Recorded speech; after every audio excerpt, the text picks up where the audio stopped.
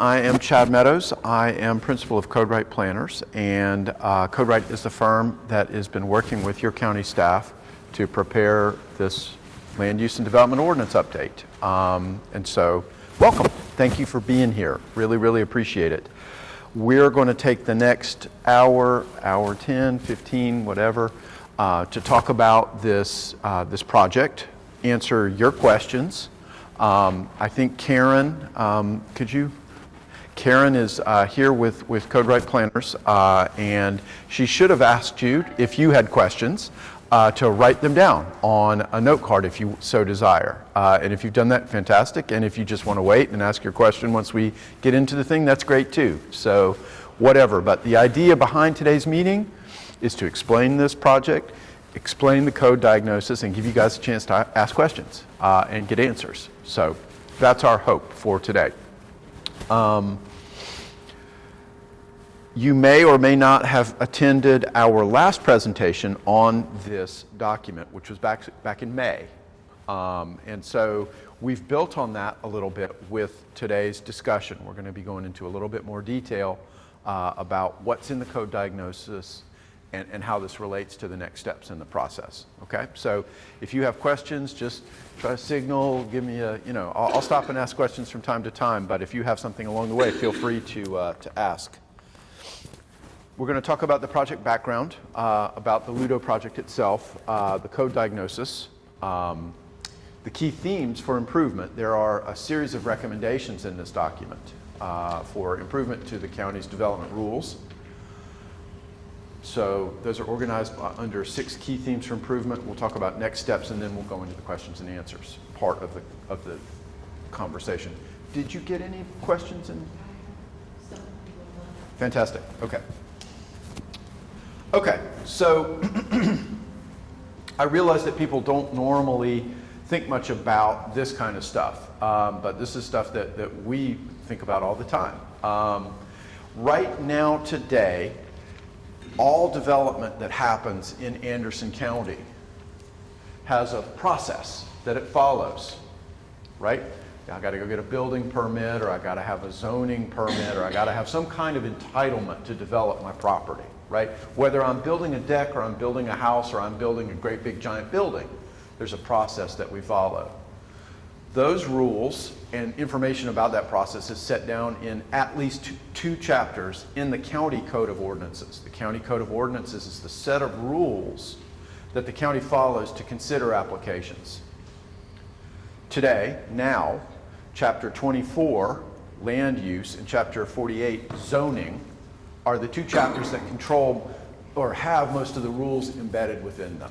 All right? Now, despite the fact that there are these 2 main chapters, your county code also has about 8 or 9 other chapters that have little bits and pieces that relate to development stuff. There's rules for the airport, or for manufactured housing, or for flood standards, or stormwater, or other kinds of things that are development related. The point is this: all of these standards are sprinkled throughout this Code of Ordinances document. The LUDO, the Land Use and Development Ordinance, is a document that is designed to bring all of this material together under a single volume, okay? Under a single set of provisions, so there's one place for you to go to find out what are the rules for development, how does the application process work. I have questions about something my neighbor's doing that I think needs to be enforced. How do I go find out information about that? That's in this Land Use and Development Ordinance. Okay? And this project is designed to make that easier for people to use. Now, maybe one thing you did or you didn't know is the county just prepared a comprehensive plan. Okay? Maybe you heard about that. The comprehensive plan is the kind of land use and policy guidance foundation for all of this stuff. Every local government in South Carolina that wants to have development regulations is required to have a comprehensive plan and to update it regularly. You guys just went through this process, okay? And last year, this year, this was adopted. You now have a new updated comprehensive plan. The Land Use and Development Ordinance's main aspect, its main reason for being, is to implement the rules in that guidance. Okay, so that's why we're doing this now. Why? Because you've got a new comprehensive plan. There's a new set of policy that has to be implemented. Okay. What are we trying to do with the project? Why? What is this all about? Well, first and foremost, one of the things that we've heard from the community as we've had these conversations is there's a lot of growth here. There's a lot of growth pressure here. It's becoming a less desirable place to live. It's really expensive. There's a lot of traffic. We're losing our community character. Our schools are full. The roads aren't safe. On and on and on. And I know y'all are familiar with all of the woes and challenges that are facing the county. One of the reasons why we're having these problems is because you really lack any kind of coherent strategy about how to handle growth. Your current development regulations were drafted in the 80s and 90s, okay? So they're already 30 to 40 years old. Won't work for today's growth and development pressure, right? It's a different ball game. So coming up with some kind of strategy for us to do that is part of this project. One of the challenges that we've got, and I know you guys understand this, is only about a quarter of the land area in the county has any kind of zoning district designation. 75% of it doesn't. And so how do we regulate growth and development in an environment where there's not zoning, the traditional tool that most local governments in the country use to regulate that? That's an issue. Another thing that we've heard from everybody that we've spoken to up to this point is, no matter what it is that's proposed or no matter what the process might be, it's confusing. I can't understand the language. I don't know where it's kept. There's interpretations of it that I don't agree with. It's a challenge. It's a challenge to read. It's a challenge to find. It's a challenge to understand. So how do we simplify the procedure? How do we make it more clear? How do we not use jargon and use lay people terminology and explain processes in a more clear manner? So that's another goal, is to make this stuff more accessible to people who don't do it for a living. Okay? A lot of folks have talked about how important farming is, how important the rural character here is, that we protect that we retain it in the face of the growth pressure that you're experiencing. How do we do that? Good question. We're going to talk about some of those strategies, but we wanted to note for you that this is an important project goal for us, is protecting your community character and maintaining your agricultural heritage where that exists. Does all of the county have an agricultural character? No. Those areas that don't have that, it would be ridiculous to try to impose it. But those areas that do have it should retain it. We want to foster higher quality development, generally speaking, okay? We've heard a lot from the community about some of the new residential development that's come in that people feel really isn't up to standard, up to par, right? I've heard a lot of talk about new plastic houses, right? So how do we address that, and how do we do better with the growth and development that we are going to get? Now, we've got some strategies and some suggestions for you about how you result or, sort of take steps to ensure that new housing that comes into the county is of a higher quality. But I want to be sure that everybody understands from the get-go that when you do things like that,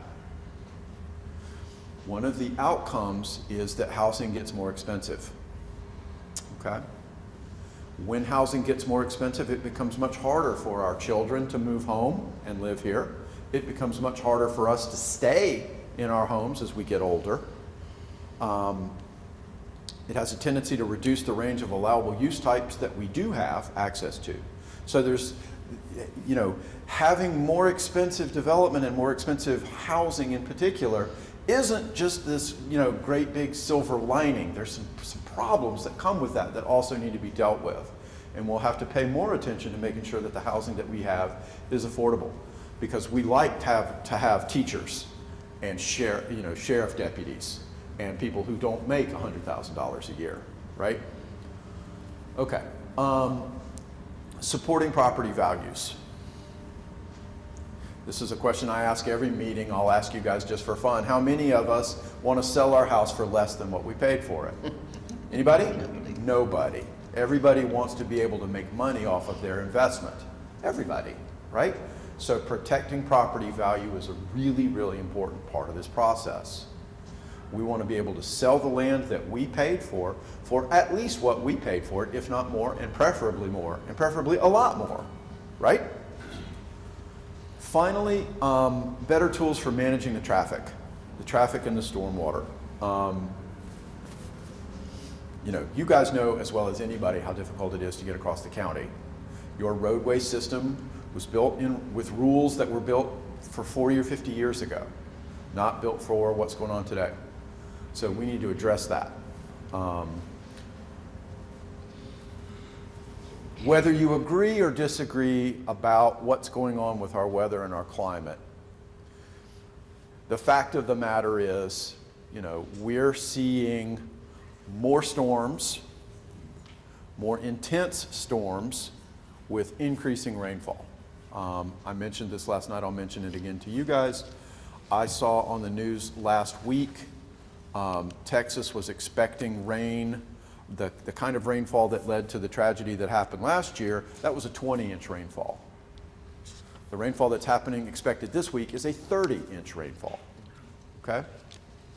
And this is becoming normal. So we've got to get better at managing stormwater, both in the short-term intense events and the long-term. So these are the project goals. These are the things that we're trying to address in this project: property value, traffic, stormwater, design quality, coherent strategy for growth. This is what we're trying to accomplish. In case you didn't know, we have a project website, AndersonCountyLudo.com, www.AndersonCountyLudo.com. Has anybody been to the website? A few, handful, here or there. Go there. All of the draft work product that we've prepared is there. There's a frequently asked questions tab that begins to, I hope, answer some of the questions that you might have about the project. There's information about how to participate in these kinds of meetings, of which there will be many more. There's also a place to sign up so that you get an email update when we update the webpage. So, for example, we recorded yesterday's public open house. We're recording today's public open house. We record these so that we can post these so that people who didn't come to the meeting can see them. If you've signed up, then you'll get notification that this information is up there. The code diagnosis, the document that we're going to talk about today, is up there, and you can download it and review it on your computer or print it out or do whatever, okay? But please do go check out the website. We'll be maintaining this website for the duration of the project. The county may choose to keep this website around after we're done. But all of the relevant information that you need, all the presentations we give, all the summary notes we prepare, all the draft work products, all up there, okay? So check it out if you haven't already. Usually I have a clicker for my laptop, but I have a corgi puppy, and he chases the red dot. And so now my clicker stays at my house with my corgi puppy. Code diagnosis is the roadmap for the LUDO, okay? The recipe of change that we would suggest you consider for bringing your zoning, your subdivision, and your other development regulation standards into the modern age, okay? This document is 121 pages. There are 70 recommendations organized into 6 key themes, and we're going to talk about those generally. At the back of this document are over 100 pages of detail about precisely exactly which changes to your current standards we would suggest be done and in what ways, okay? Our objective is to be very clear with everybody involved about exactly precisely what we suggest be done, how it be done, okay? That information is all there for you, and we provide it so that you know where we're going. This should not be a mystery to you. You should know exactly where we're headed, and you should always take the opportunity to ask us questions about it and make suggestions if you don't think we're headed in the right direction. All of this information is there for you if you want to avail yourself of it. Code diagnosis is the first major kind of pillar piece in this. There'll be another piece that comes shortly afterwards, and I'll tell you about that in a minute. This document is the framework for discussion about how do we change your current regulation, right? We talked about the comp plan a few minutes ago, right? This brand new comprehensive plan that you've just adopted. Comprehensive plan is from 2026. Current development regulations are from when? 80s and 90s. 80s and 90s. Okay? There's a gap between there, right? Our comp plan says this is who we want to be when we grow up, okay? But the foods we eat and the things we do in order to grow up are from 40 years ago. So we need to make some adjustments. We're updating the development ordinance to make the changes that are necessary to fill the gaps that exist between our current regulation and what we said we want to be when we grow up vis-a-vis our comp plan, okay? So this document outlines, here are the changes you need to make to your rules in order to implement your plan goals that you've identified, okay? There's also some suggestions in here about how to change your regulations to make them more clear, more predictable, more consistent with federal law, more consistent with changes in South Carolina law, okay? Because just because we've written some rules doesn't mean that they never change. And the same is true for the state of South Carolina. Your General Assembly changes your planning rules for local governments every year. Every year they change. You need to keep up with them. You need to keep pace with them. Why? So that you're consistent with the law. Why? So you don't get sued. Because when you get sued, what happens? You have to pay. Who pays? You pay. Your taxes pay. So we don't want to give money away, right? So we want to keep our regulations up to speed. This document talks about how we get our current regs up to speed. Going forward, you're going to have to keep them up to speed on your own. Now we'll talk about how that works later too. This is what this thing does. Now, I told you before, it's 121 pages. It is not edge of the seat reading, okay? It's really not, and I understand that. But if you look at anything in this document, look at the first 3 pages, okay? Those are the 70 recommendations that we suggest be made, organized by key theme. And I'm going to talk a little bit more about these in a second, but I just wanted you to know you don't have to read all 121 pages. Read the first 3. If you have questions about anything on those first 3 pages, there's much more detail, and everything's numbered, so you can just go to, you know, I'm really, really interested in understanding transportation concerns. What are you talking about? Go look at section 4.1, and you can get some information on that recommendation. Okay, so that's how that process works. First 3 pages. 6 key themes. The first one is increasing the ease of use. Who's looked at your current development regulations? Anybody in the room? 1, 2. Do they look like that page? No, they do not. They look like a phone book. Okay? They should look like what's on the screen. There should be photographs, illustrations, summary tables, short numbered sentences, not long paragraphs, navigation aids. It should be easy for you to find what you're looking for and understand what you read. Okay? So we're interested in bringing you a development code that looks much more like this than what you've got in your current regulation. Okay? Making the review procedures more predictable. Why would we want to do that? Well, for one thing, it helps keep us out of court. We don't want to go to court. We want to stay out of court. Why? Because when we go to court, we have to pay money. We don't want to pay money. So we want to be clear about what the procedures are. We also want to be clear about what the procedures are because of you. When somebody's proposing a development near your neighborhood, you want to understand how that process is going to work. Who's going to make the decision on the application? What criteria are they going to use? How's the process going to work? How do I appeal this decision if I don't like the outcome? That information is set down in the procedures, and it needs to be very clear to everybody, to you, to the applicant, to the staff, to the elected officials. We want to talk a lot about more pre-submittal conferences, okay? So that developers have to come in before they submit an application and understand what the rules are. We want to lean into more neighborhood meetings, okay? Before certain kinds of applications are filed, applicants should have to notify their neighbors and conduct a meeting and keep a record of what was said and be able to demonstrate to the decision makers that they've listened to what was said at the neighborhood meeting, okay? Or where they didn't listen to what was said and why. The reason that we have these neighborhood meetings is to help elected officials understand what their constituents said at the meetings, to evaluate whether or not the applicant in front of them listened to the constituents or not, okay? That's what it's for.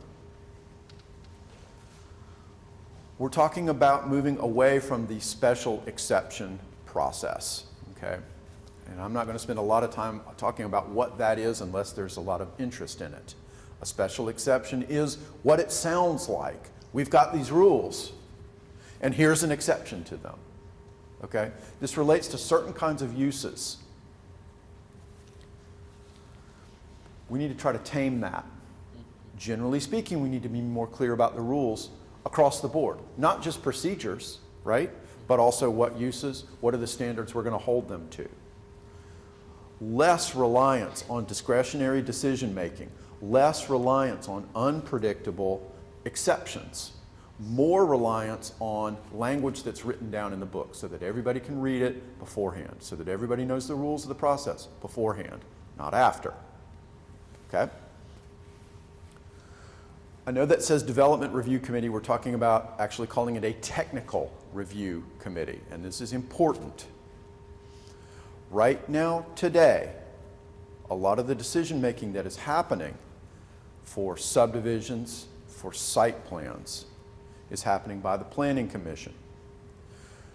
For better or for worse, this is causing you problems. What are the problems? The problems are that your current regulations lack the specificity necessary. Your Planning Commission is taking it of their own volition to interpret the rules in ways that are inconsistent with what's in the code and what's in South Carolina law. When that happens, the applicant gets denied. The applicant believes unfairly. The applicant goes to the courts. The applicant receives relief from the courts because you've acted unfairly. The applicant gets money, which you have to pay for. We need to fix that system. Okay? We need to be, here's what the rules are, here's how it works. You follow the rules, you get your approval. You don't follow the rules, you don't get your approval. There's no discretionary decision making here. Here's the rules, follow them. We would suggest the Technical Review Committee take the responsibility for review of subdivisions and site plans. Okay? And the Planning Commission focus on planning, and I'll talk more about that in a second. This is a big change for Anderson County, but it's a change that you should be embracing because the current system is not working. You are losing money to judgments. Planning Commission should be planning. Your comprehensive plan, that's what they should be working on. They should be looking at that every year. What do we need to do to update this? What special studies do we need to do? Where is our data lacking in terms of the resources that we have or the facilities that we provide? How can we do better? Your Planning Commission should be reviewing your development rules every year. Maybe not the whole book, but key pieces. Where are we having problems? What's not working like we thought it should? Where would we change this and how? The Planning Commission should be the keeper of this land use and development ordinance and be thinking always in the back of its mind, I'd really like to make this change. I'd really like to make this adjustment. I think they do this way in Pickens County or in Greenville County, and I think that's a good idea and we should look at it.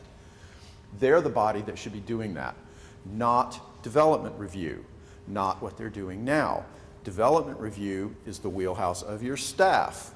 They're the people you pay who have expertise in this matter. Okay? Planning Commission should always be looking at rezonings, looking at text amendments. Okay? I know that only 25% of the county has zoning today. Let me dispel a myth that I should have dispelled early on in this conversation. It is true that Anderson County has zoning in 25% of the land area. That is true. But I would posit to you that based on Chapter 24 of your County Code of Ordinances, The entire county has zoning. You just don't call it zoning. Chapter 24 controls setbacks, controls use types, controls landscaping, signage, building height, driveway access. That, my friends, is zoning. You just don't call it zoning. I think there is a move afoot on the behalf of this community to have more zoning. I think that's coming. I think that people want some additional protection from use types that are not good or perceived to be bad. It's a perception issue. Some people like it, some people don't. It's a perception issue. But zoning gives you additional authority to control some use types. This issue about landscaping and parking and signage and stuff, you're already doing that, and that's going to continue. But I do see a world where there's some more zoning in your future. Your planning commission has an active role in that. That's where they belong, and that's where they should be working. Okay? So those are some of the things that we would see happen. Shifting some of the development review functions away from the planning commission and towards the staff. Do we just turn staff loose with no guidance? No. We're very clear about what the rules are. Here are the standards. Here are the requirements. You meet them, you get approved. You don't, you get denied. That's it. Planning commission plans. Okay. All right. Modernizing your districts and your uses. And again, we've talked a lot about the zoning districts, but there's use standards applicable across the county. For example, did you know any use that has 100 parking spaces has to go through site plan review and planning commission approval? Okay? Any.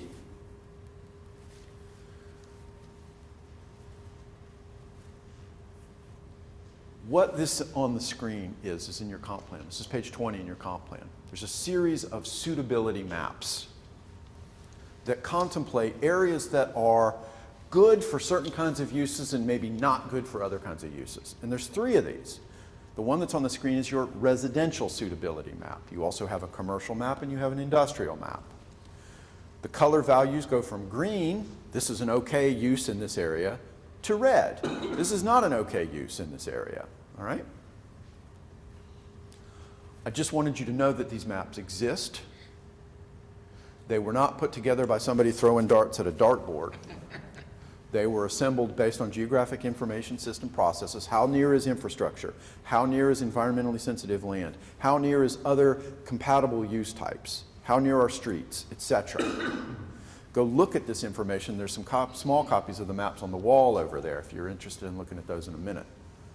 The point is we're trying to provide some guidance about where growth is or is not appropriate. And that's the important concept here. Right now today, absent a zoning system, you have no directional guardrails for where growth can or can't go. It's very unclear. Right now it's sort of a blank canvas. And you get development maybe where it shouldn't be. Or it's more intense than maybe it should have been in the first place. With some more clear guidance about where we think growth is appropriate or inappropriate, hopefully some of those problems will stop.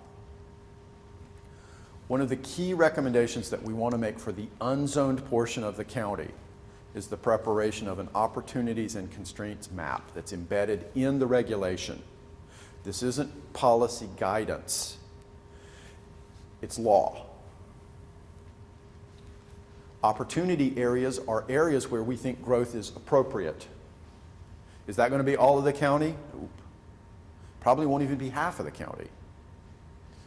Areas that are appropriate for growth are areas that already have sewer or are close to it, already have good transportation or are close to it, don't have environmentally sensitive areas, wetlands, floodplain, riparian buffers, etc. Okay? Those are opportunity areas. Areas that are not opportunity areas are constraint areas. This is not an appropriate place for growth, okay? But we can't take people's property rights away. People still have a right to develop their property. It's in the Constitution. Actually, it's not in the Constitution. Owning land in the United States, just for your next cocktail party or whatever, owning land in the United States is a privilege. It is not a right. The federal government can take your land from you at any time that they wish, and you have no right to it. Okay, so just remember that, and go look in the Constitution if you don't believe me. That aside, when people own property, they have a right to develop it.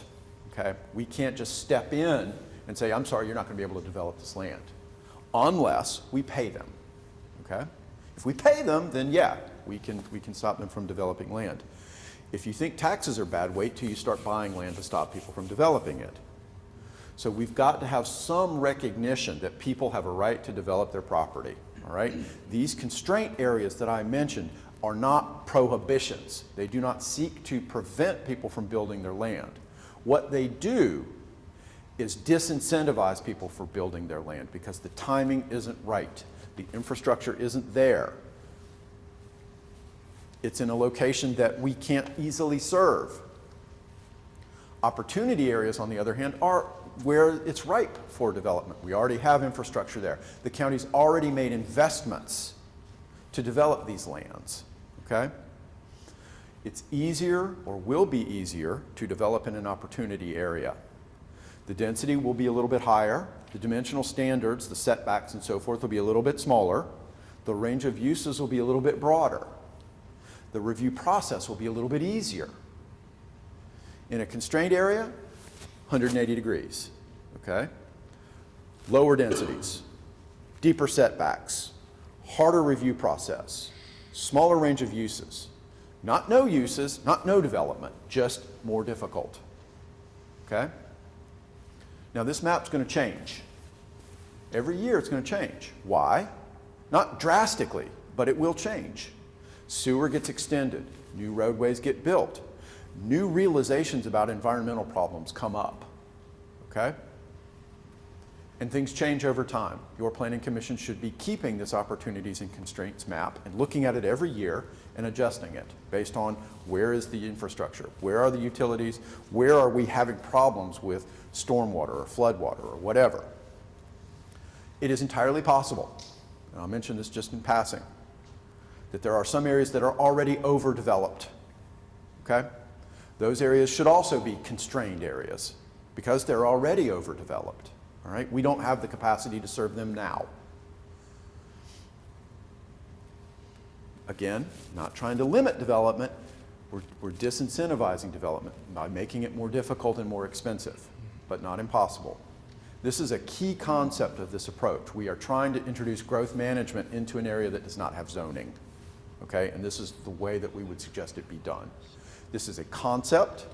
We're working through it.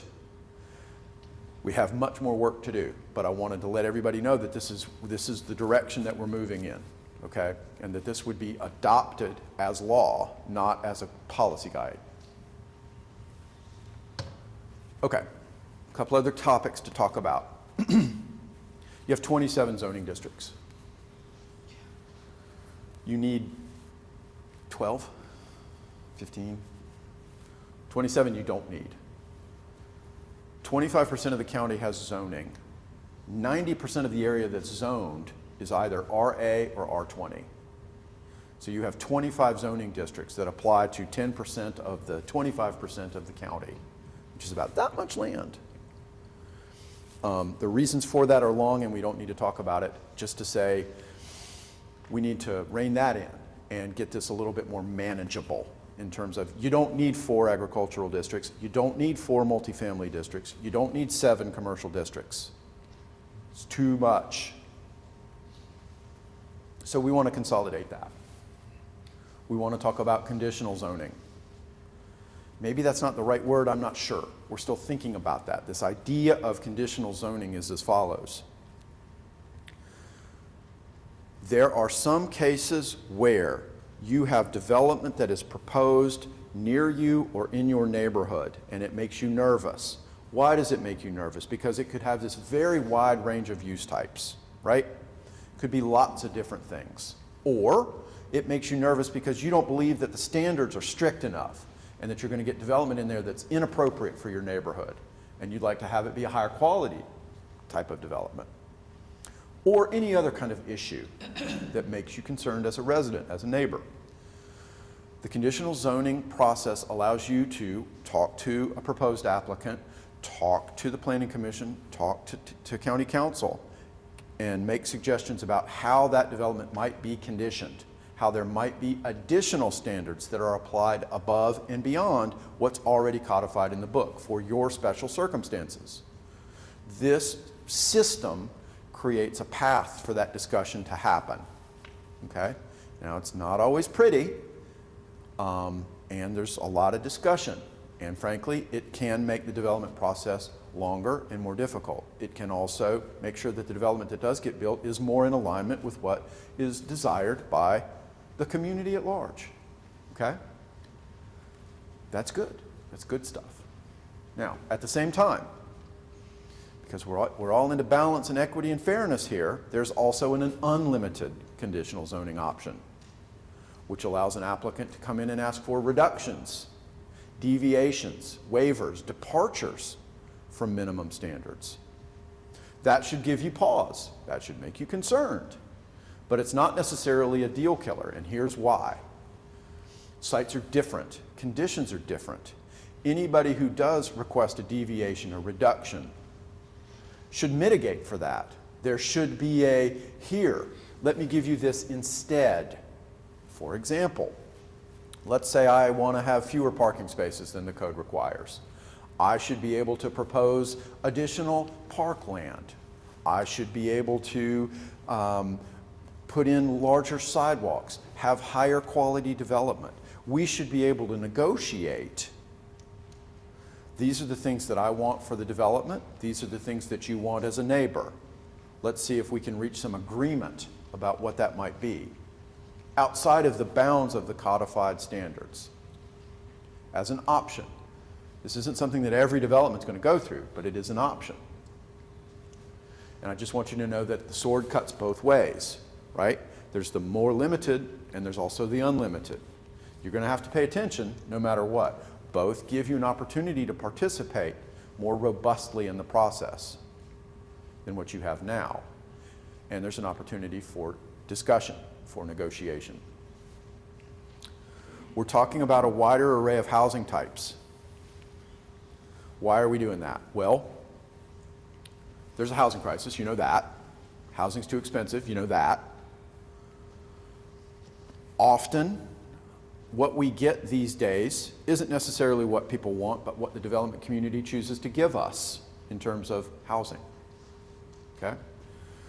There are a whole lot of housing types out there that go above and beyond and are different from my individual single-family detached structure on my 30,000 square foot lot with my white picket fence and my 2.5 children and my one dog, right? There's more to that. As you get older, your needs change. I don't want to mow anymore. I don't want to take care of the outside of the house, right? Maybe I want to have something alternative to that. Maybe I don't want a 3,000 square foot house. Maybe a 1,000 square foot house might be enough for me, right? Maybe I want to have my child come home after college. Maybe I don't. But I need a place for that kid to live, right? So I might have an accessory dwelling structure or something like that on my property.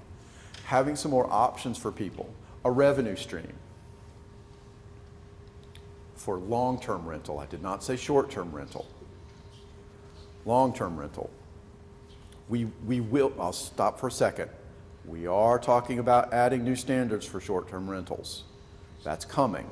If you operate an Airbnb or something like that, get ready, you need to pay attention. We will be adding some standards, for sure. But having this accessory dwelling, having a wider range of housing types, important, okay? We're also adding standards for new uses. I know you guys are currently under moratorium for data centers, right? My guess would be, going out on a limb here, and I don't know which way your elected officials are going to decide, this is in their hands. We're going to suggest that you make data centers a prohibited use. Just prohibited. And maybe some other things that might also be prohibited. Like what? Well, storage of infectious waste. That's probably something we'd make prohibited. Small-scale nuclear reactor, probably make that prohibited. You laugh, it's a thing now, it's coming. AI data center. So, new use types. This is modernizing districts and uses, and I spent a lot of time on this because this is going to impact you. There's going to be some adjustments to things. Addressing transportation concerns is the #1 challenge that we have in the county, and I'm not telling you anything you don't already know, right? The roads are too narrow, they're too windy, we have too much development on them, so we need to address that. And how do we do it? There are changes that we can and will make inside the development ordinance that are going to address some of this stuff. Is this going to go the whole way? No. No, it's not. Okay, there are other issues at hand. Like what? Well, who pays to maintain the roads? Does the developer do that? No. You do. If the roads in Anderson County are too narrow today in already existing neighborhoods, who's going to pay to fix them? Is the development community going to do that? No. Nope. You are. Or you're going to work to get grants. Have the federal government pay for it. By the way, when the federal government pays for it, you know who pays for it? You do. So either way you go, you're going to pay for it. Building new roads is not the answer because building new roads means there's more maintenance. More maintenance is what you're going to pay for. All right. Should the development community contribute more money? Yes. H-E double hockey sticks, yes. Should those impacts be spread? Should the development community be thinking more about its impact on the larger transportation network? Yes. Will the LUDO expect the development community to make those contributions by developers? Yes, absolutely. And that will solve some of the problem. It will not solve all of the problem. Why? Because maintenance is still a huge issue. Who pays for maintenance? You do. Okay? I know there's a lot of concern about taxation, and I understand that. At the same time, we're going to ask the development community to pay more, to provide more, okay? And that's great, and that's important and appropriate.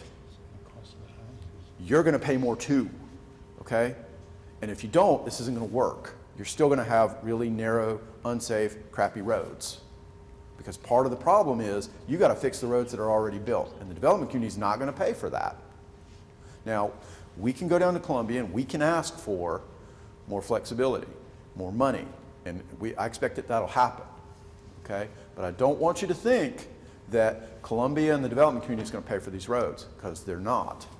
At the end of the day, you guys are going to have to participate in a more robust way in the maintenance of your roadway system. You're just going to have to do it. We want to add some level of service standards. We want to be clear with the development community about how and in what ways they're going to be expected to improve the roadway system to accommodate the traffic that they're going to create. We're going to create some incentives for the development community to go above and beyond, to mitigate beyond what they create, to help us address some of the existing problems. But those are incentives, okay? That means they don't have to do it. We're going to ask them to do it. We're going to make it not a deal they can't refuse, but hopefully a deal they won't want to refuse to help us participate in dealing with our roadway problem. We pay for that too. The TIA procedure has taken a lot of shots, right? A lot of people. What's a TIA? A Transportation Impact Analysis procedure. Those of you who've watched the development process, the applicant shows up with their guy in a suit, looks like me, and he gives you some report that says, yep, roads are fine, no problem. And you guys go, no, come on, that can't be true. And you're largely right, right? Some people bring in their transportation analysis expert who's in a suit like me, and he says, no, those roads aren't all right at all. Okay? So this is just a game. You pay somebody, and you're going to get the outcome that you think is right. Now, these guys do have certifications. They've got stamps and seals, and there's supposed to be some ethics that goes along with that, all right? But the person who pays them, they're going to work to the person who pays them. Tell me I'm wrong. I'm not wrong. We do think that you should incorporate a third-party, independent analysis of the transportation impact analyses that you seem suspect, okay? The county should pick the person who does that analysis. The applicant should pay for it. And the county should decide which analysis they want to use, whether it's the one provided by the applicant or it's the one provided by this third party, okay? So that's an important part of the process that we would suggest be changed. Is that going to make, you know, are the clouds going to roll away and the stars are going to come out and everybody's going to be happy and we're all singing Kumbaya around the fireplace? No. But at least it's something. We're moving in the right direction. We're trying to address the concerns about perception that exist here in the community, that these experts are just hired guns who are coming in and they'll say whatever you pay them to say. It's not entirely true, but it's not enough to just sit there and say, well, I don't trust this guy. So what? So we're trying to create some evidence here. We're thinking about new private roadway standards. You don't have any today.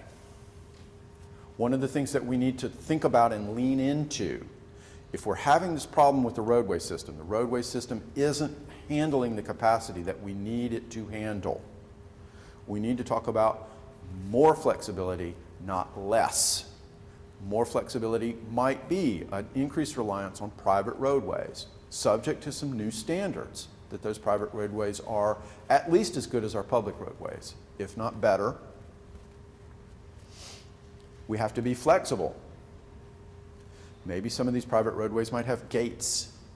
Maybe these private roadways might have some feature that, you know, isn't allowed on a public street. But at a minimum, they should be safe. They should be built so that, you know, they could be taken over and made public at some point in the future. But just put in your mind, we need more flexibility for roadway. We need to be thinking outside the box on this. It's not going to be, damn it, developers, you need to pay more money. Yes, they do. Yes, they do. But that's only the start of the conversation. There's more. Damn it, Columbia, you need to be paying more money, too. Okay? Roadway continuation standards into vacant and abutting lands. One of the problems that you guys have is that your roadway system is limited. Okay, you don't have multiple routes to get to where you want to go. There's one way to go, and that creates congestion. Suburban gridlock is what it's called. If you're creating roadway systems that provide multiple ways to reach your destination, then the hope is that we distribute some of that traffic and we have some less congestion. That's the hope. Roadway continuation standards help us by helping us build out long-term a transportation network that provides us with more access for everybody. Okay? This is important stuff. There are things inside transportation that are way beyond the scope of this LUDO project. Financing, who's going to pay for maintenance, that stuff's not going to be addressed by the LUDO. The LUDO will have some improvements. We will bring you a better world from a transportation standpoint. This will not solve all of your problems. Not by a long shot. But it's a start. We hope to have a committee formed to work on some of this issue. So more to come on transportation. This is the number one issue. Okay, this is the problem, for sure. And last thing, and I'll shut up about this. You shut down development, you're never going to get it solved.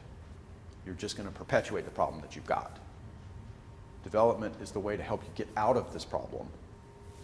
Shutting down development is going to turn off the spigot of the cash. I promise. Okay. Doesn't the more involvement of the developers of all these things that you propose that they invest in, doesn't that just bring up the cost of the housings anyway? They just figure it into the Absolutely, yes. Yeah. Yes, a lot of the suggestions, in fact, the next slide I'm going to show you, does impact the price of development. These standards will make development more expensive in Anderson County. Count on it. Will the developers pass that cost on to the consumer?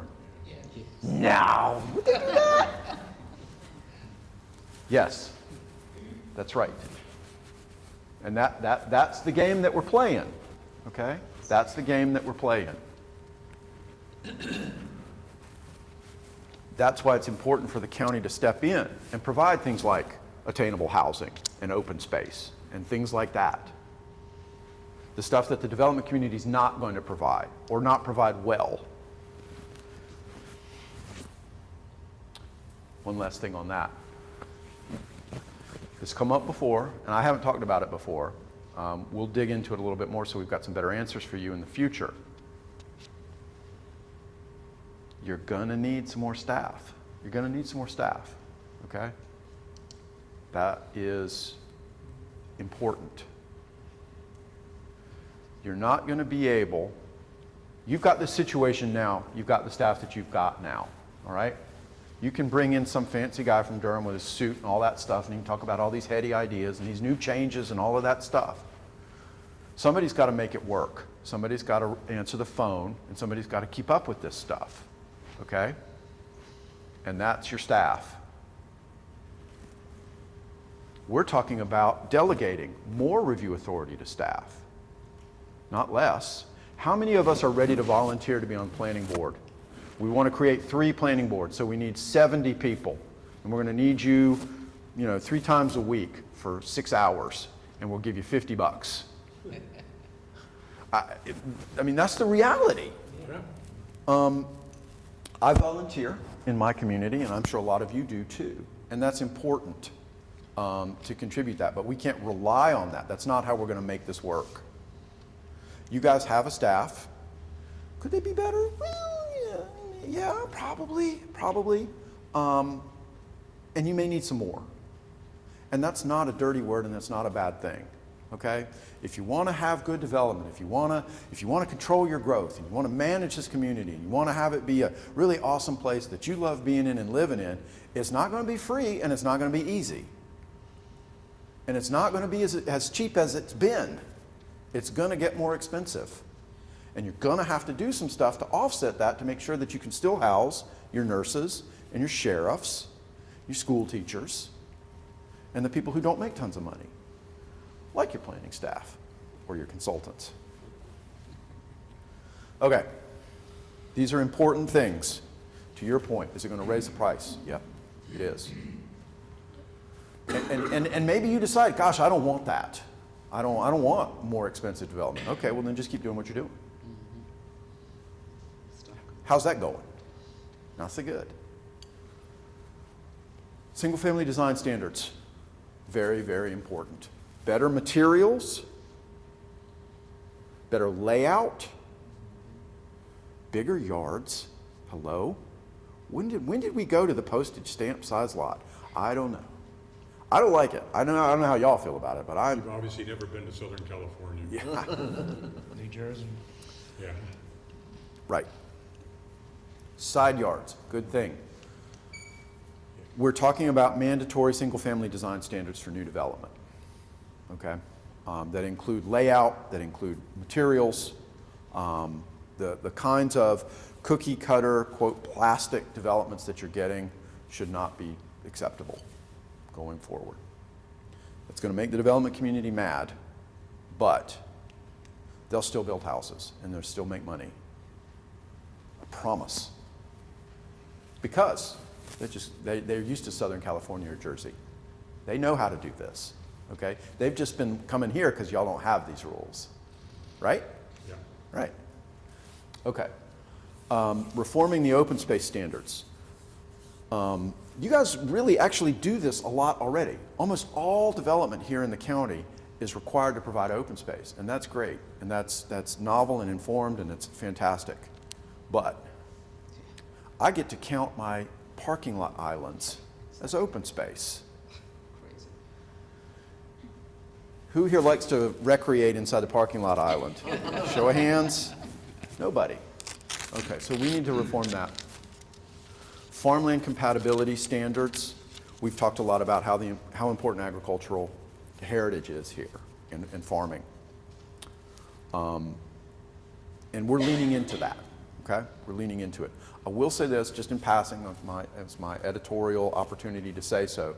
Farming today is not like that sort of bucolic pastoral farming that we used to think it was, okay? Farming today is great big giant buildings that have lights on 24/7 with great big trucks and no people. That's what farming is today. We grow hay, yeah. Maybe we grow sweet potatoes or peanuts, yeah.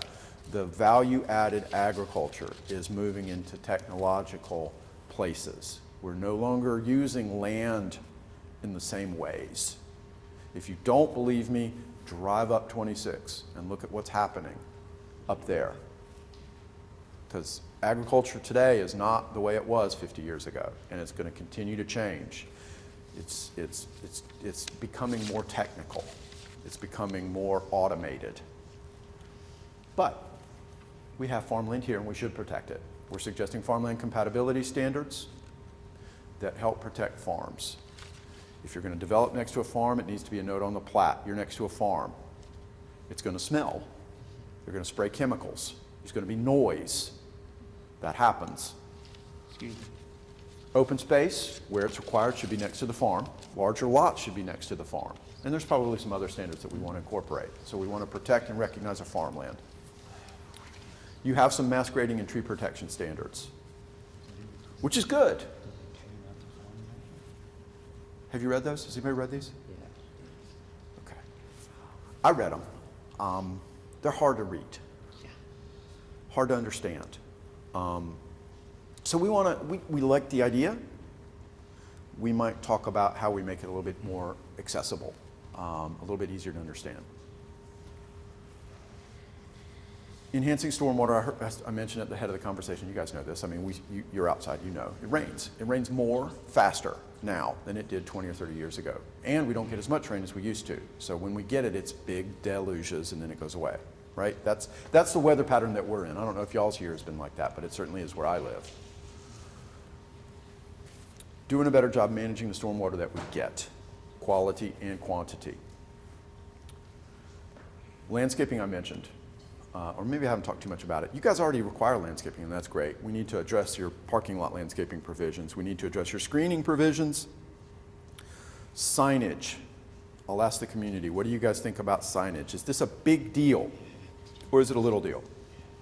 And the reason I'm asking the question is, we've got a lot of fight on our hand here. Okay, there's a lot going on here. We're talking about this opportunities constraints map. We're talking about densities. We're talking about big stuff. Big fighting words. People's investments. Signage is important, okay, but signage often is an issue in communities where 65 or 75% of the rules are already squared away. We're already fairly happy with what we've got. It's just that, man, there's too many signs or it's not safe or whatever. This is an issue that we can take up and work with robustly, but it will be a fight. This will be more fight. Do we want to have that? Are we okay with the signs generally? What's your, could y'all go to sleep tonight if we just decided that we were going to adjust the signage regulations in kind of a small way, but not make major change? Is that okay, or are we anticipating the need to make major change to signage? Unincorporated county, yeah. Well, these would be the signage rules that apply to everybody. I would definitely urge you not to get into the business of having lots of different standards for lots of different areas. That just makes a lot more complexity. It's the same problem that you've got with 27 zoning districts. I would like higher standards. You'd like higher standards for signage. Is that the consensus? Yes. Yes? Okay. Ready to fight for it? Okay.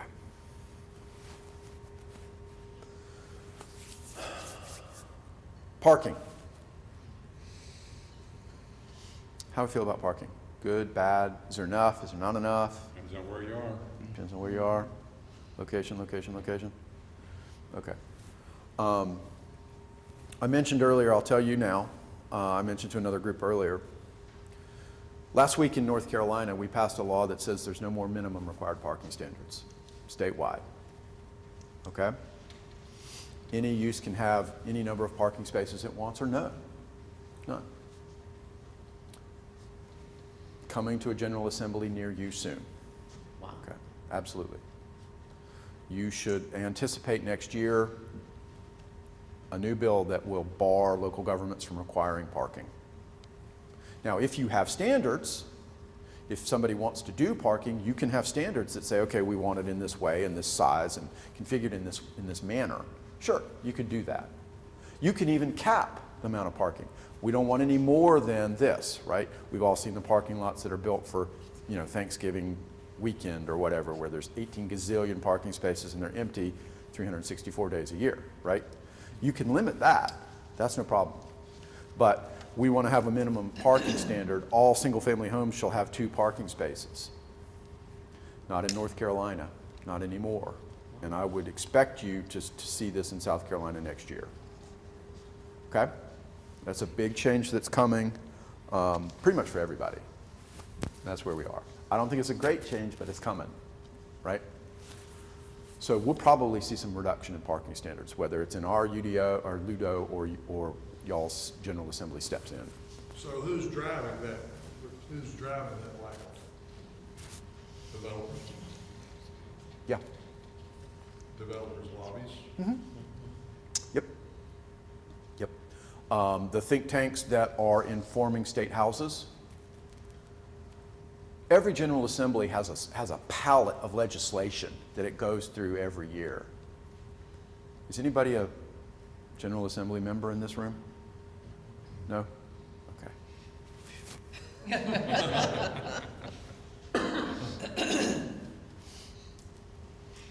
General Assembly members don't sit around and scratch their chins about what bills they're going to propose that year, okay? A palette of legislation is handed to them by a lobby, okay? And this lobby operates at the national level and tells local state houses, we think you should adopt this bill, we think you should adopt that bill. Did you see what they're doing in Oklahoma or Louisiana or whatever? That's how this works. Parking is one of those things. So, I mean, along with their PACs that control Sure, of course. campaign contributions. and onward we go. Just know that, if you ever are really interested or don't believe me, just take a few minutes and look at what bills are in front of the State House in Missouri or North Dakota or Oregon or North Carolina or Connecticut, and you'll start to see they're the same bills every year. Parking is coming, or lack of parking. Okay.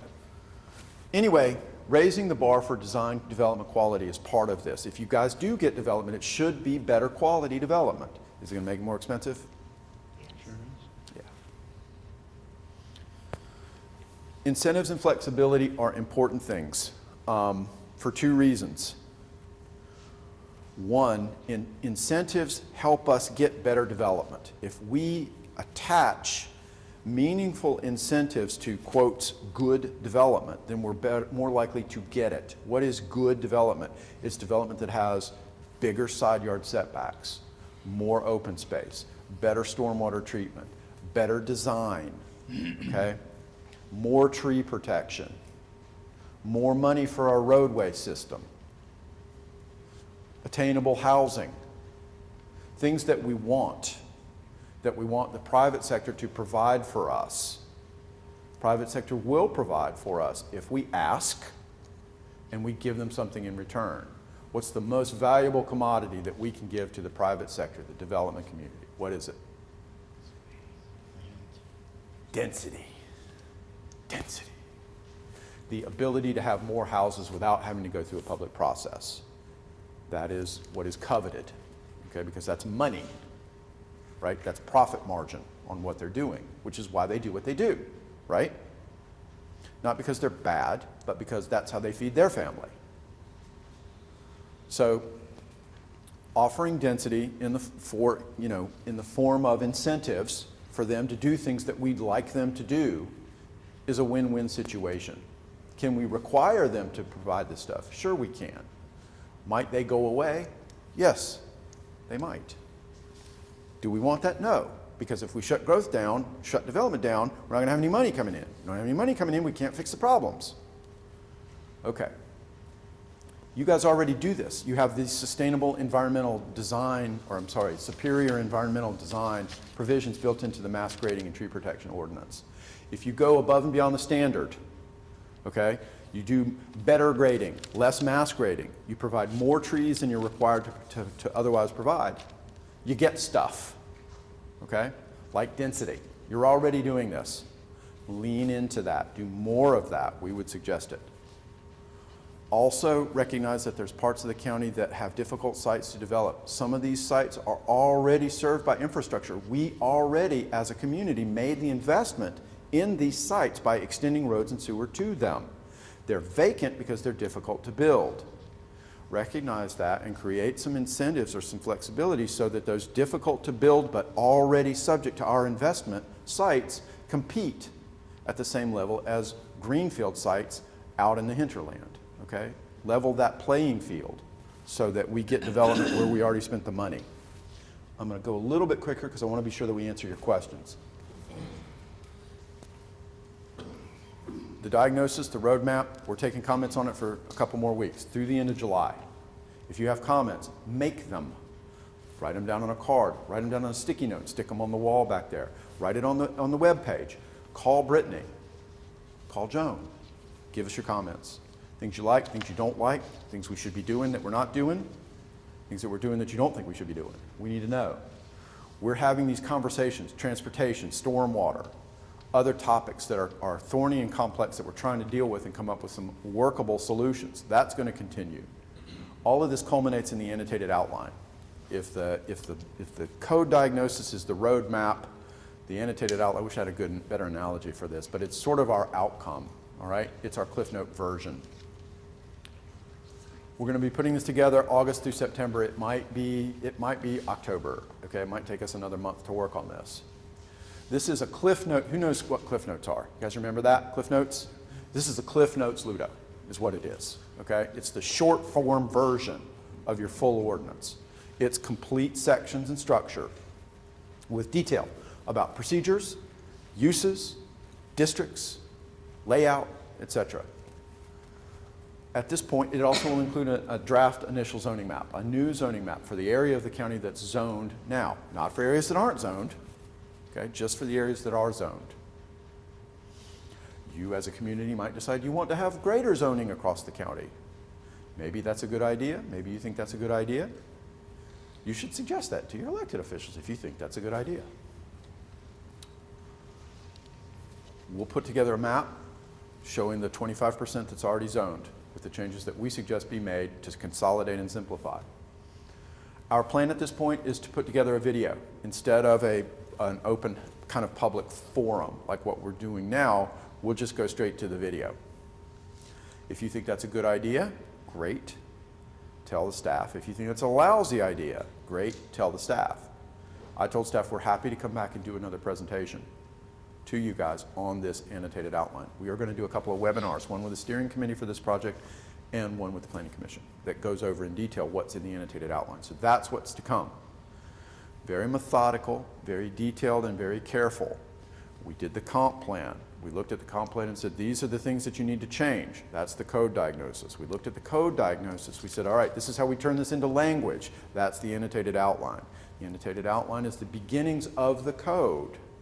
We draft the code once. We draft the code twice. Then we go into testing. That's what's on the wheel behind me, in case you didn't notice. And then we go into adoption, okay? That's our process, and that's where we're going to follow. With that, I'm going to try to answer some questions. Thank you. What can the LUDO do to require neighborhood roads are widened and water pressure and sewer are secured before a project for a subdivision comes before the Planning Commission? It seems to be a waste of Planning Commission time to hear new projects that can't be supported by infrastructure. In other words, the county needs to upgrade before subdivisions are heard by a Planning Commission. Okay, great comment. What can we do about infrastructure before applications are proposed?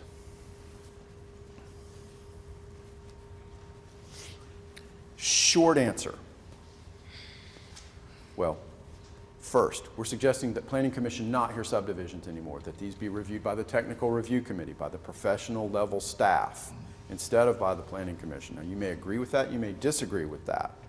The reason that we're making that suggestion is because leaving this decision in the hands of the Planning Commission, who are making decisions not, based on their opinion and their discretion, is leading you into litigation that you are losing over and over and over. We need to figure out a different way to do that.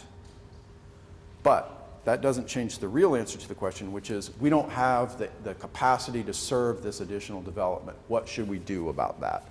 A very, very good question. Some communities do what's called a permit allocation system.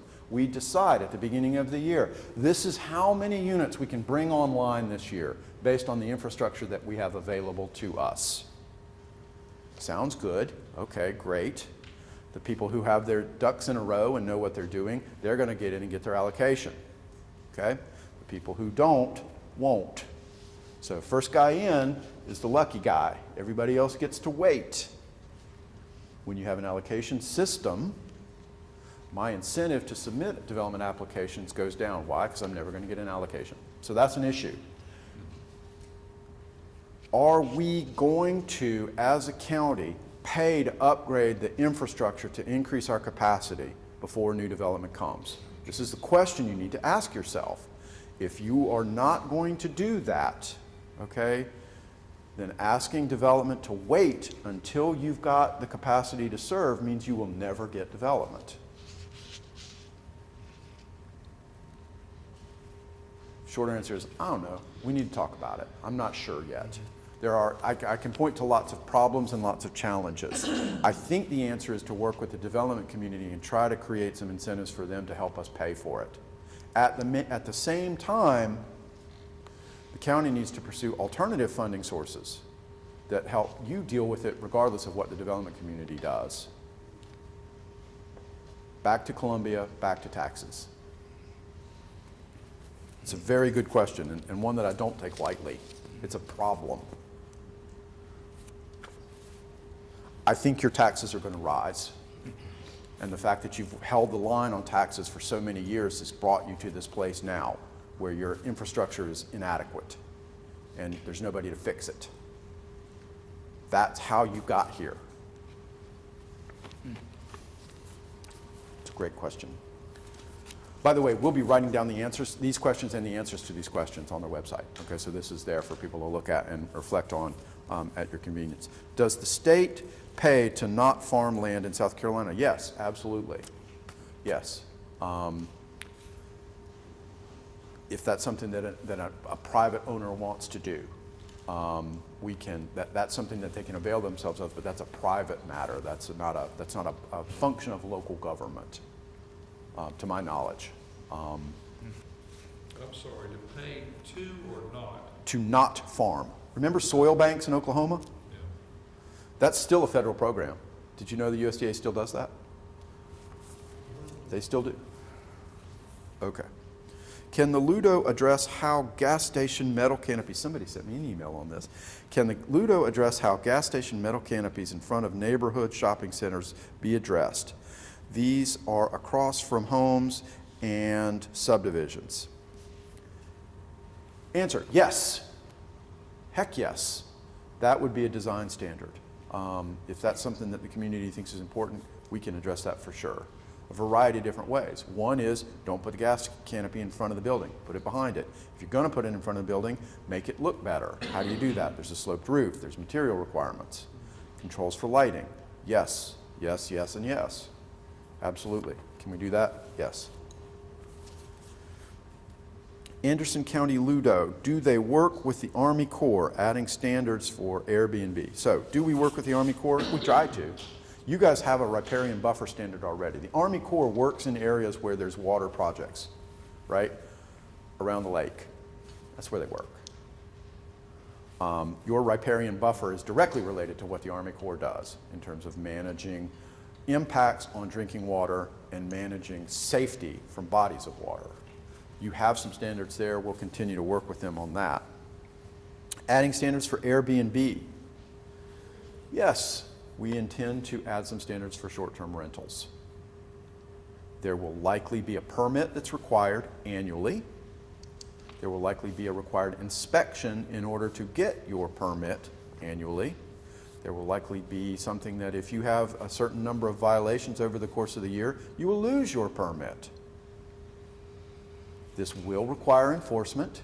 You do not yet have enough people to enforce this. You will need to hire more people to enforce this. You should charge the people who do short-term rentals through your permitting process to pay for that.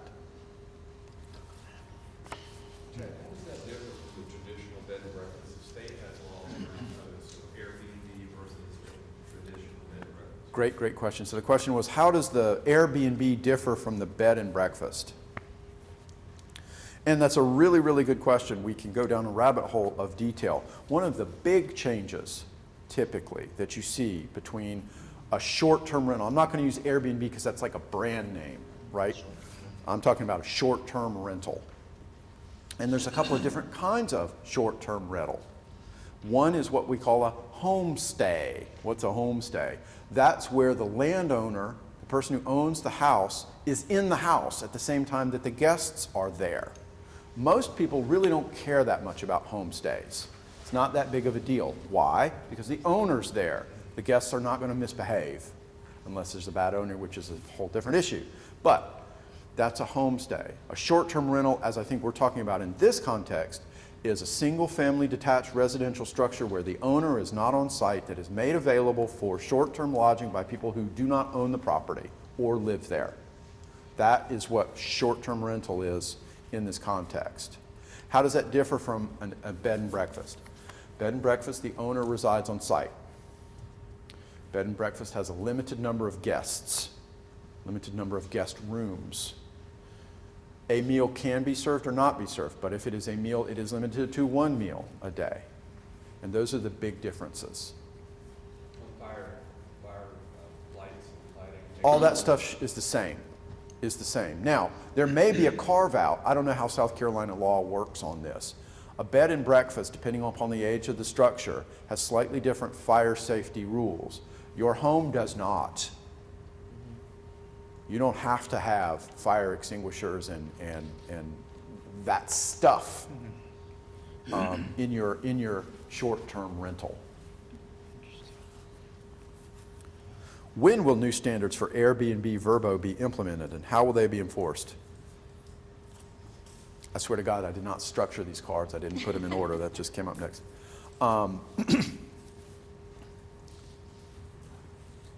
The short-term rental standards will be embedded in the new use-specific standards that we prepare that will be universally applicable across the county, whether you're in a zoned or an unzoned area. If you have a short-term rental, you will have to get a permit, you will have to get an inspection, you will have to do this annually.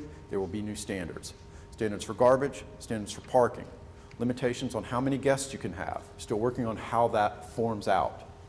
There'll be an annual inspection that does relate to fire that has to be passed. You have to have a local contact. That information has to be available to the tenant, has to be available to the county, has to be available to your neighbors. Okay? And a handful of other standards with the intention of dealing with some of the problems. Enforcement is getting better. Is it 100%? No, it's not. But happily, you guys get to keep your fines. Did you know that? Get to keep what? Your fines. When your code enforcement body levies a fine, you get to keep it. Where I live, they don't get to keep it. It goes to the school board. That's how we do it up there. But you get to keep the money. You should be using that money to fund your enforcement activities, right? Right. As I understand it, your enforcement staff is a total of 7 people, which is about right for a county of this size. However, only 3 of those people, as I understand it, are the ones who actually can do the enforcement in accordance with the law. That's not enough. So you need a little bit more there. And as I understand it, you guys have let code enforcement cases drop without collecting the fines, which is very sweet of you. You should endeavor to reach compliance and not make this an enterprise function where you're making money. Yeah, you should. But by God, don't let your enforcement cases go without collecting the fines, especially if you spent time working on it. That's just giving money away. So don't do that if you can avoid it. We already have a code for Airbnbs. Mm-hmm. But I asked the council a while ago, and they gave me the list of every Airbnb in the county Oh, yeah? that's registered. Right, right. There was maybe 24. And how many do you think there really are? Well, I know of 8 in my neighborhood. Right, right. Registration is not a thing. I mean, you know, this will rely on you guys, your neighbors, saying, look, I know they're operating a short-term rental. And you'll have to pick up the phone and call enforcement, and I'll have to go down there. Are you operating a short-term rental? Yes, I am. Do you have a permit? No, I'm not. You'll have to stop. And we'll have to use that process.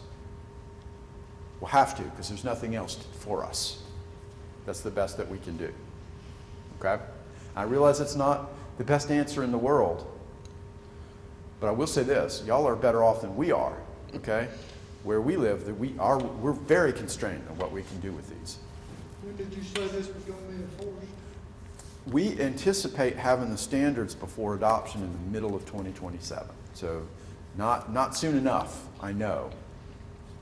And it will take some time to get these things done. What we don't want to do is write rules that are going to get you in court or that you can't enforce. We don't want to do that.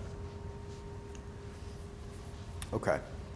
Who says there is still a housing crisis? Who is saying that Anderson County has a housing crisis? And why is it our responsibility to provide housing for those who have chosen to leave their state? Good question. It's a good question. That sound like a councilman. So, who says there's still a housing crisis? Well, the banks do.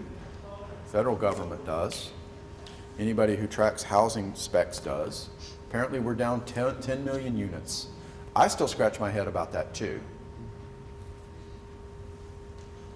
Perhaps people say this because housing is so expensive and they think that it's a demand-based issue, that because housing's so expensive there must not be enough of it, right? I don't know the answer to that. How many permits you guys issued this year for housing? Ballpark. No idea. Anybody know? Be a good thing for us to figure out how many residential permits are we issuing year on year for the last, say, 10 years and just kind of see where the numbers are going. My guess is that the number of permits that you're issuing for houses is going like this. That's my guess.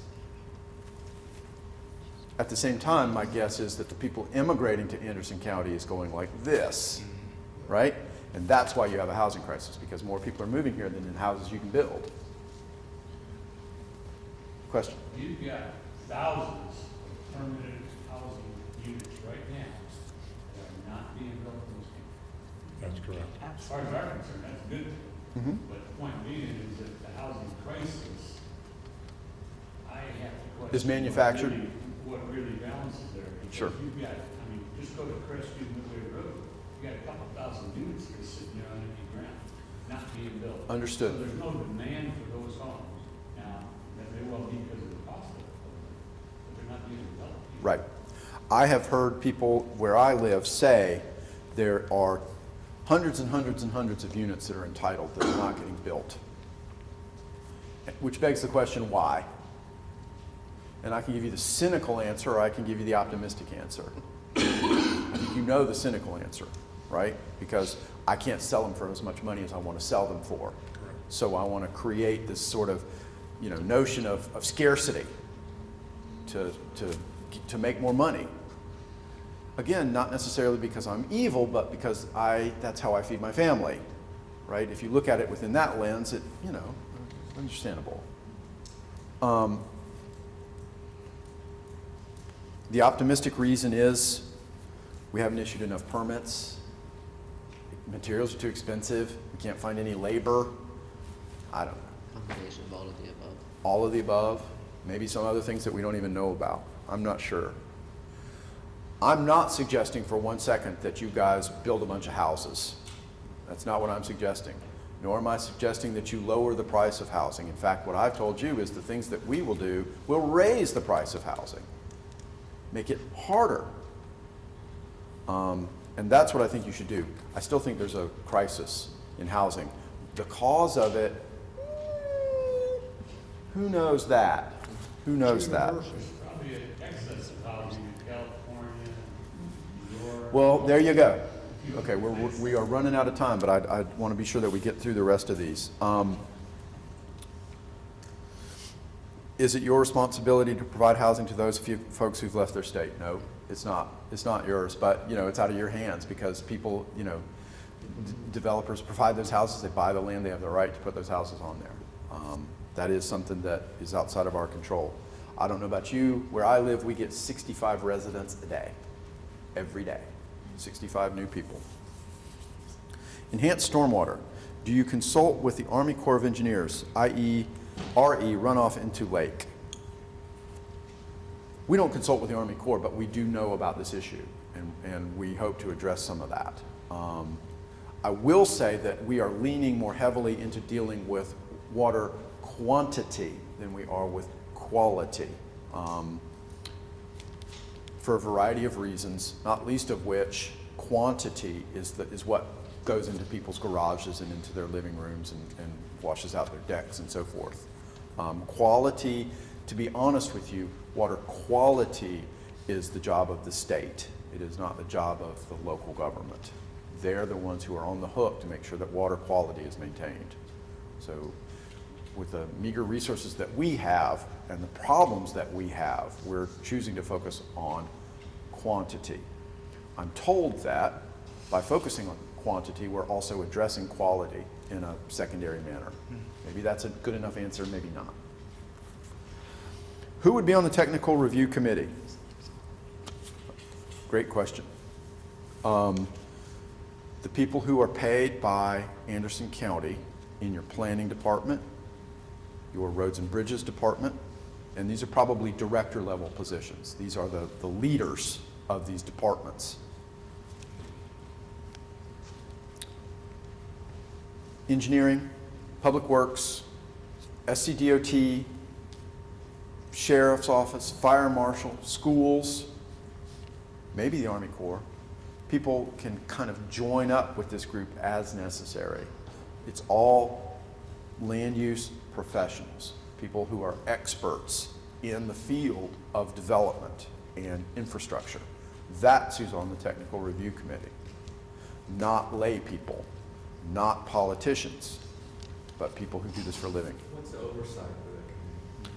It's a great question. To make sure they're following the rules and not giving special favors. Not given special favors. Man, perception is such an issue in this community. We've got to work on this. Nobody trusts anybody, anywhere. You haven't seen our planning people lately.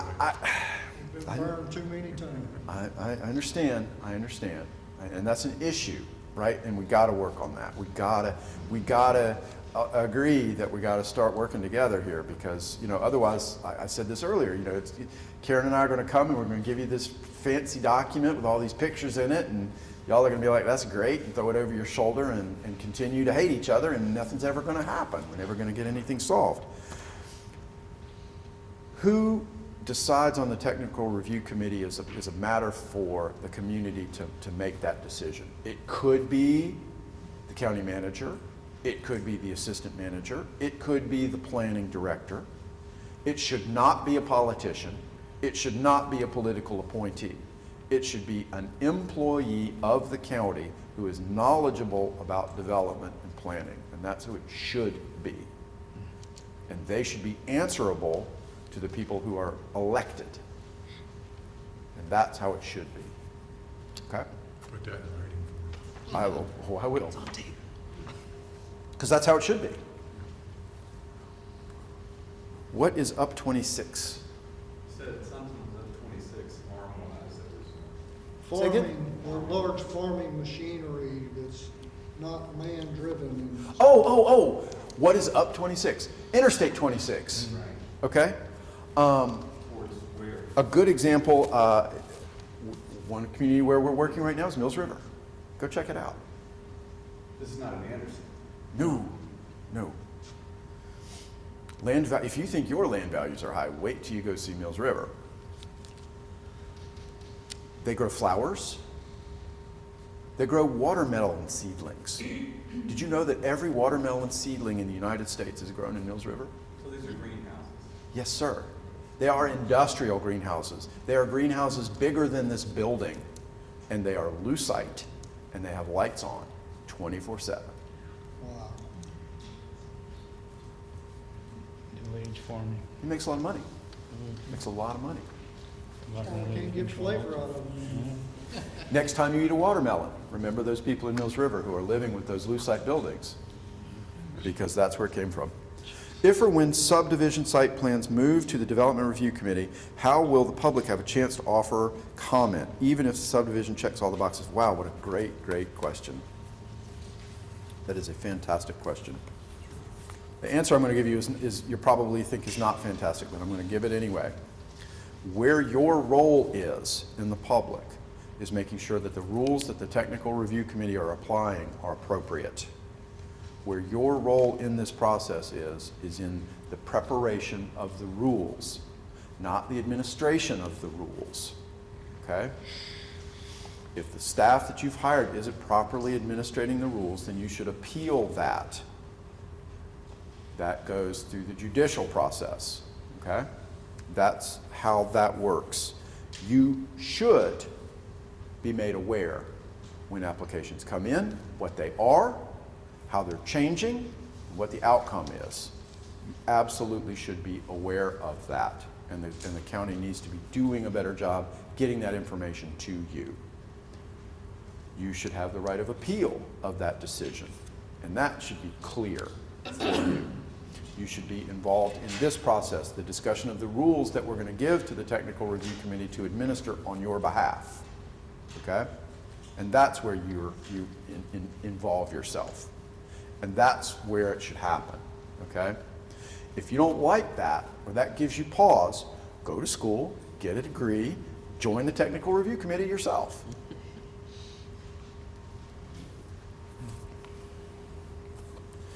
If the ordinances we have in place today are not being enforced, will this be any different with the new rules? Great question. Answer, no. If we're not enforcing the rules that we have today, what's the point in having new rules? What's the point in having any rules? That's my question. So enforcement is a key issue. A key issue. Number one, don't write rules you can't enforce. Why bother? Number two, don't unfund your enforcement apparatus. If enforcement of the rules is important, then by God, give them the money that they need to enforce the rules. I think I just heard that you're going to have 25 new officers, right? Nobody worries about that. Yeah. Why? Because public safety is important. Same with enforcement. If you want to enforce the rules, spend the money. Spend the money. It's a good question. Are there any controls in place to stop outside investors from buying up developments?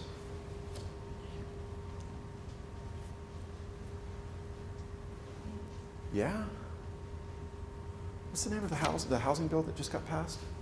21st Century Road to Housing. 21st Century Road to Housing. Yes.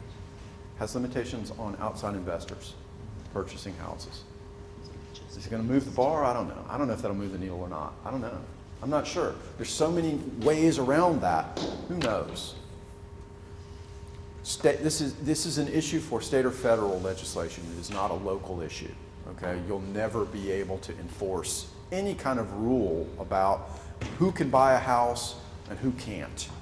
Okay, you've got Fair Housing Act problems there to deal with. You've got chasing issues. Who's a government? Who's not a government? Who's a foreign investor and who's not?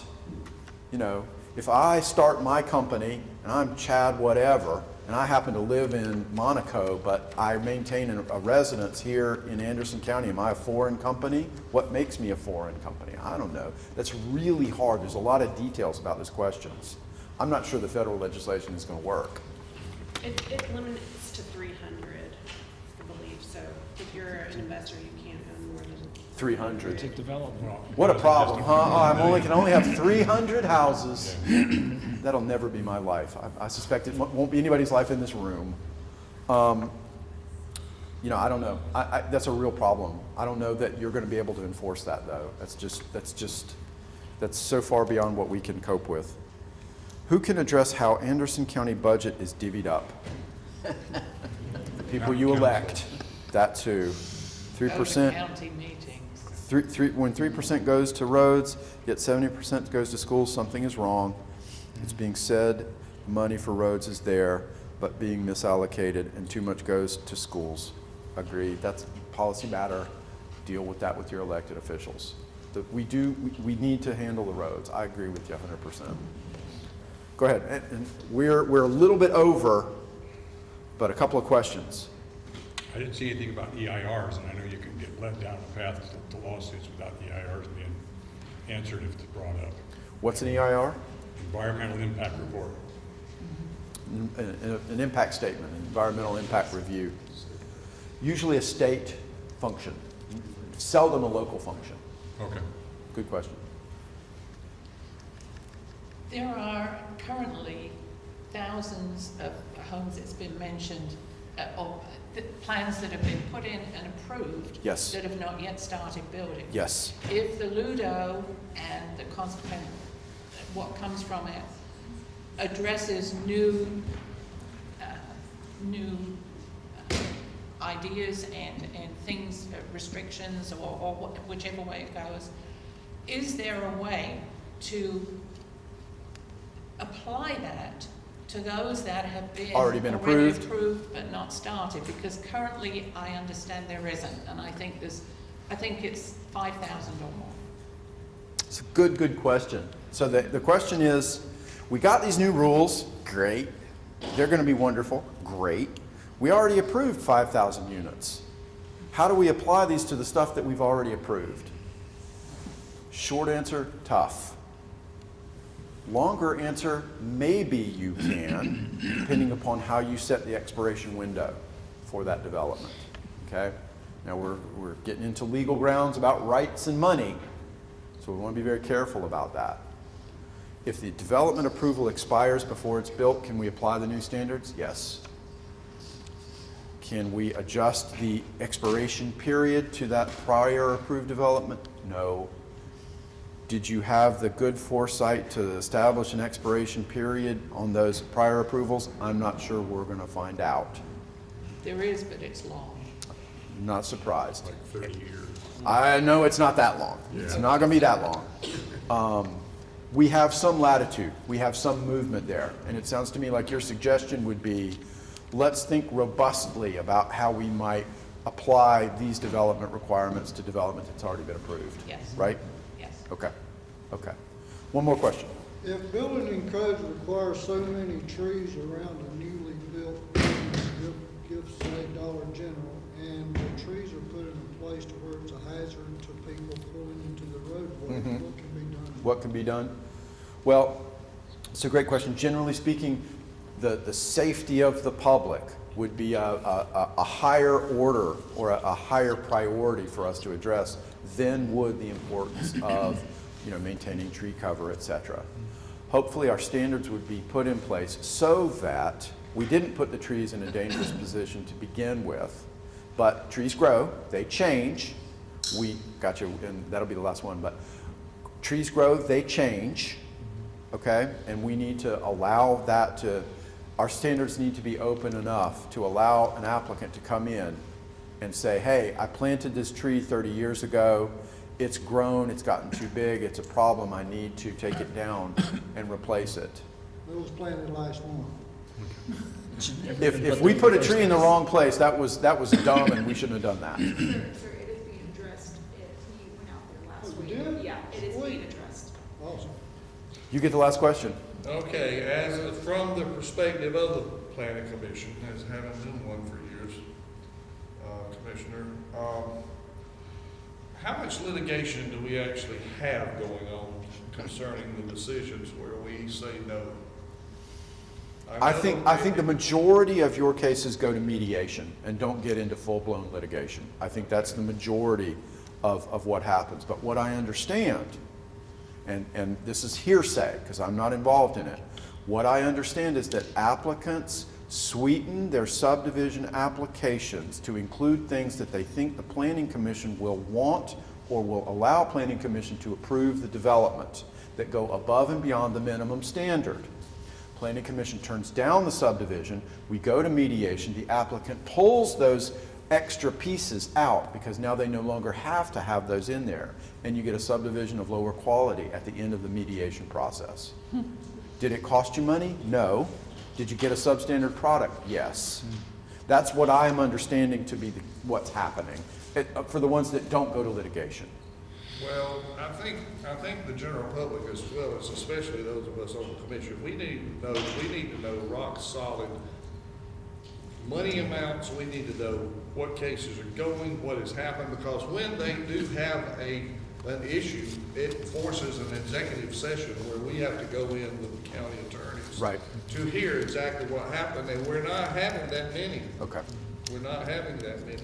Okay. Now, concerning impact fees, you didn't talk about this much, but I want to tell you what happened.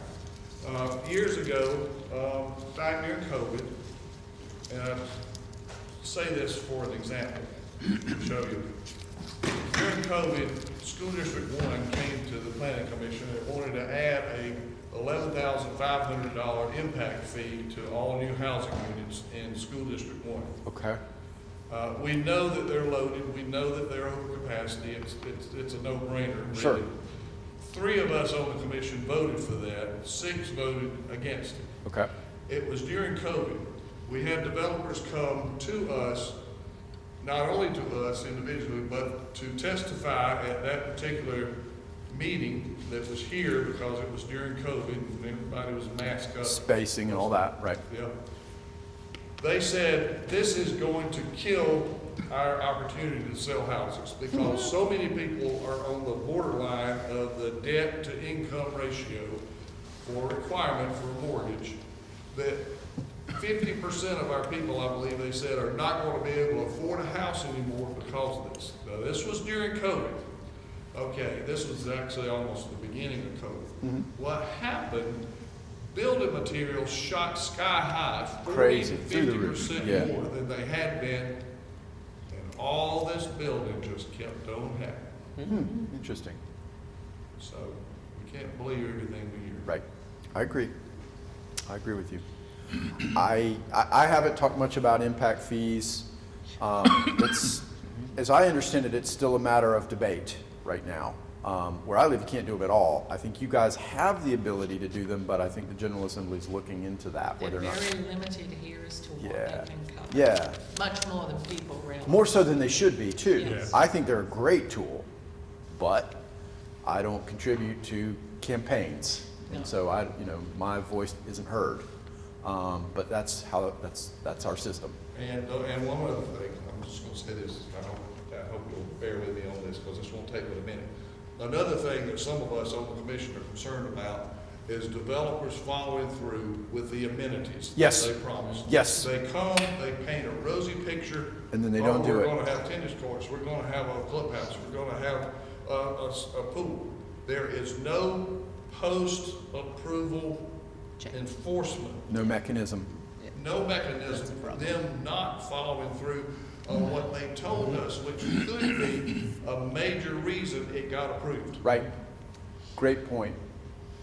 What if we incorporated a surety, a performance guarantee requirement for those amenities? Like a $5 million guarantee for 10 years. Right. No time limit. No time limit. Surety bond. Yeah. Surety bond of sorts, yeah. Doesn't cost them anything except setting it up. You do have to track it, which is why it should be forever, or until the facilities get built. And if they don't get built within a timely fashion that's embedded in the approval, then you're going to build them with their money. Yeah, great system. Correct. Sure, that's not uncommon at all. Need to do that with feedlots as well and all the special exemptions and that are given for that. Right. Good suggestion. Okay, love that idea. Okay, guys, you've got a couple more weeks. Send us your thoughts, okay? Seriously, we're listening. We need to know what you're thinking. We'll make adjustments. I've got to run. I've got to be at the next meeting, and Karen's giving me the evil eye. Yeah, so we have to go. Guys, thank you so much for coming. Appreciate it. Thank We'll see you next time, okay?